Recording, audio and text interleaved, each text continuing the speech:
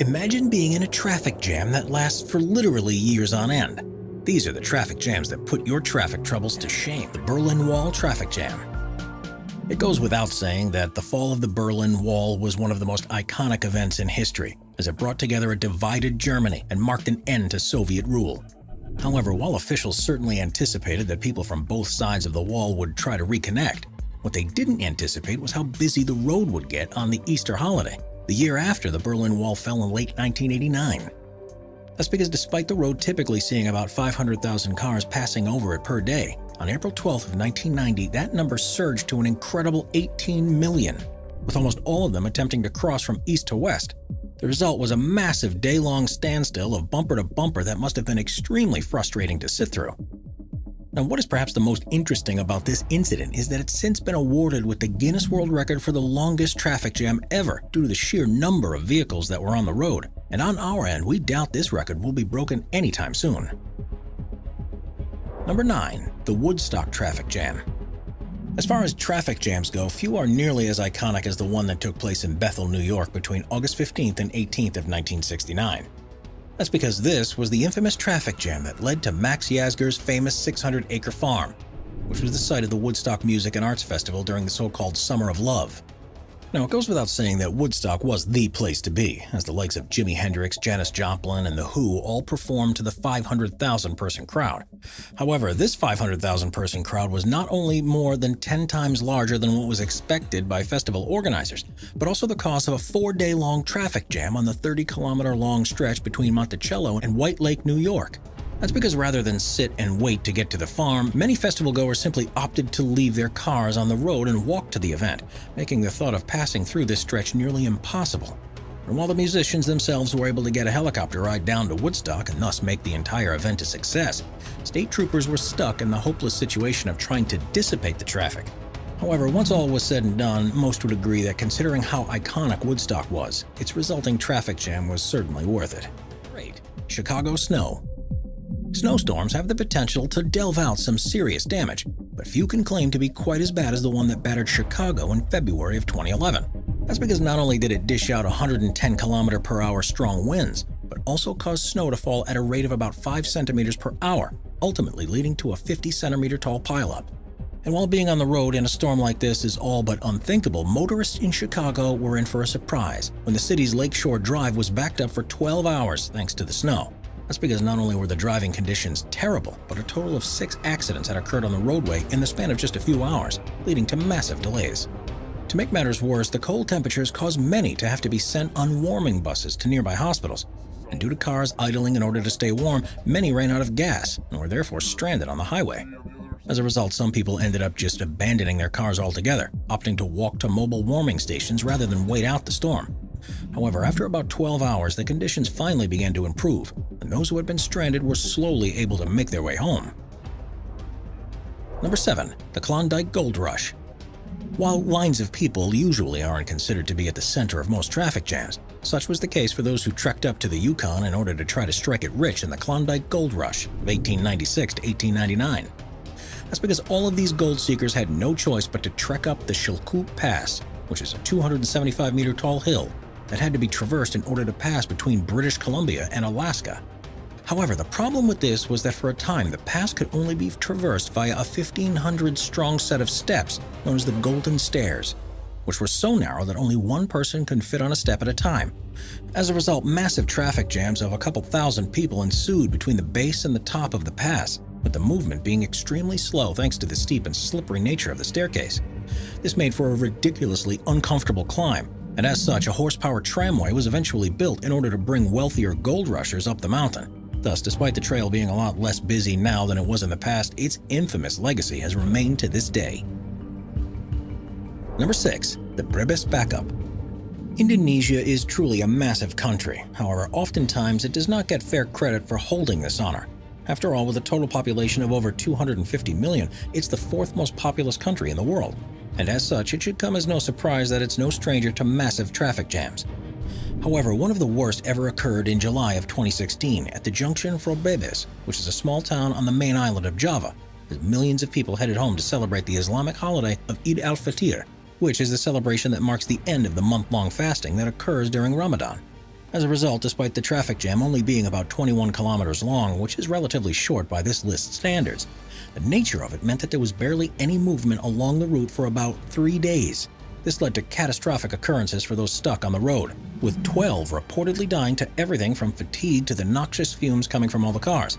As such, this traffic jam has gone down as one of the worst in Indonesian history. Number 5. The Sinai situation.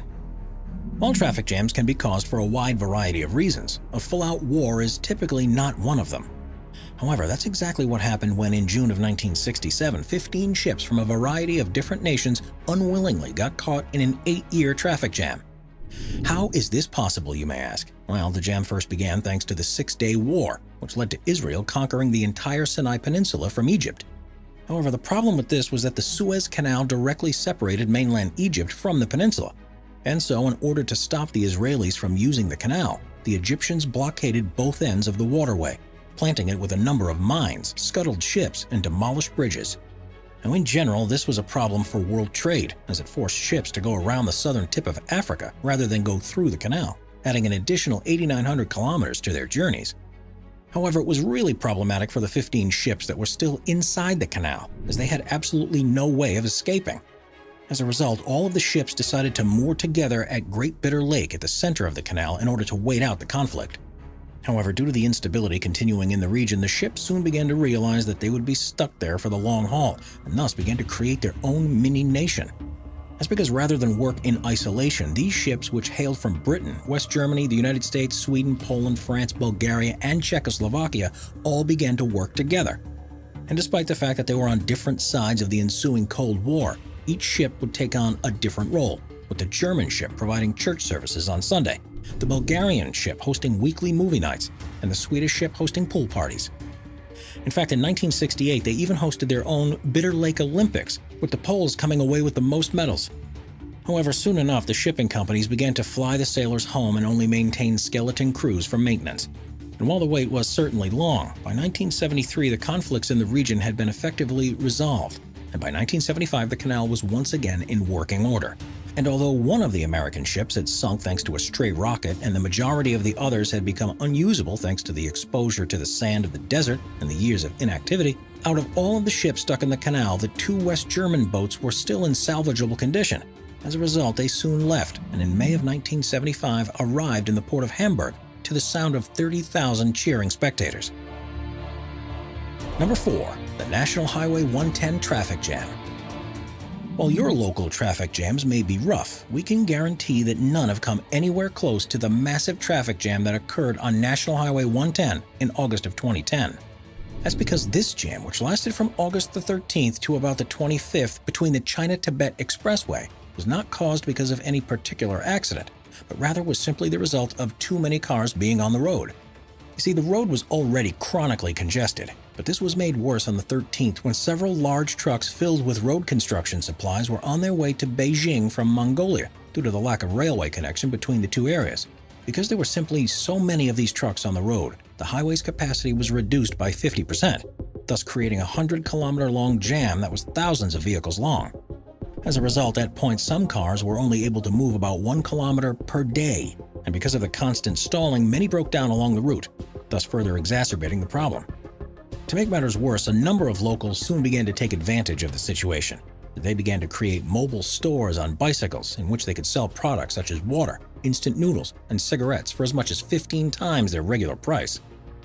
However, the Chinese authorities soon stepped in and began to speed up traffic by not only allowing more trucks to enter Beijing, but by also asking trucking companies to suspend operations or take alternative routes. This ultimately led to the road being mostly clear by late August, thus putting an end to this infamous incident. Number 3. The Hurricane Rita Traffic Jam. Hurricanes are generally considered to be one of the worst natural disasters out there, as they can lead to widespread destruction and massive death tolls in their wake.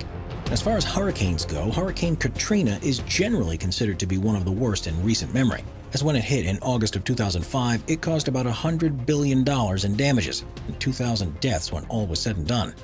As a result, when it became clear that Hurricane Rita was going to touch down in eastern Texas in September of 2005, people began to get worried. After all, it was slated to be another Category 5 hurricane. and with Katrina still fresh in people's minds, the majority of Texans wanted to evacuate ASAP.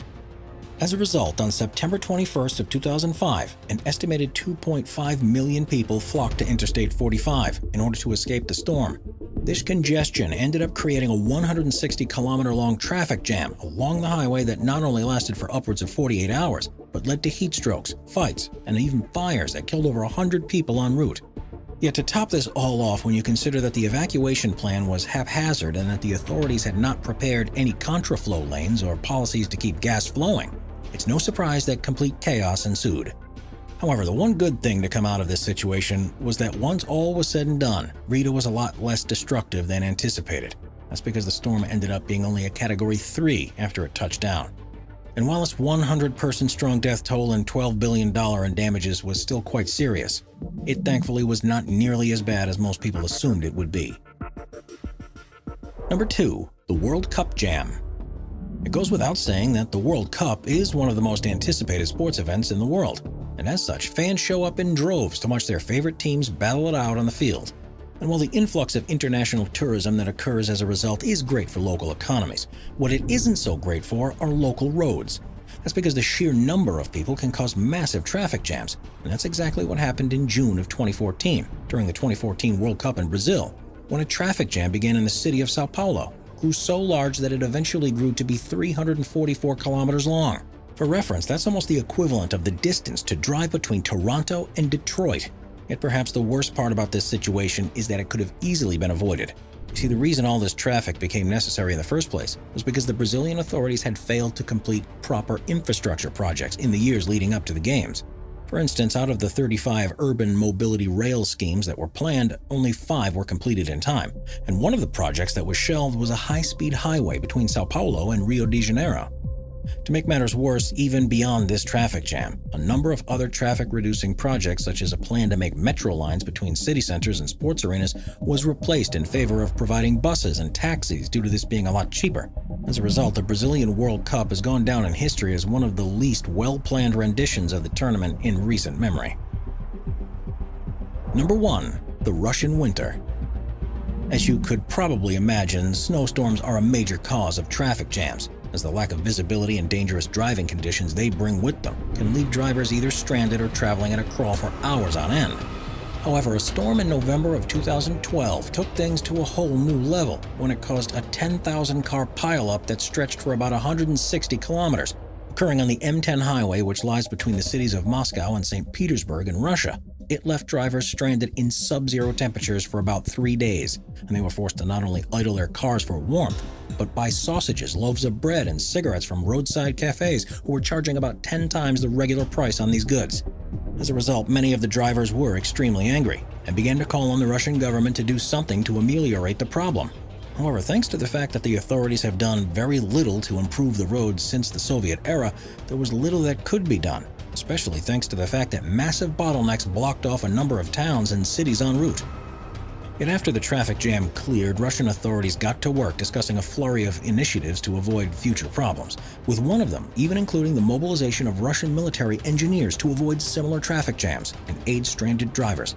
But of course, only time will tell if these initiatives will be acted upon or prove effective.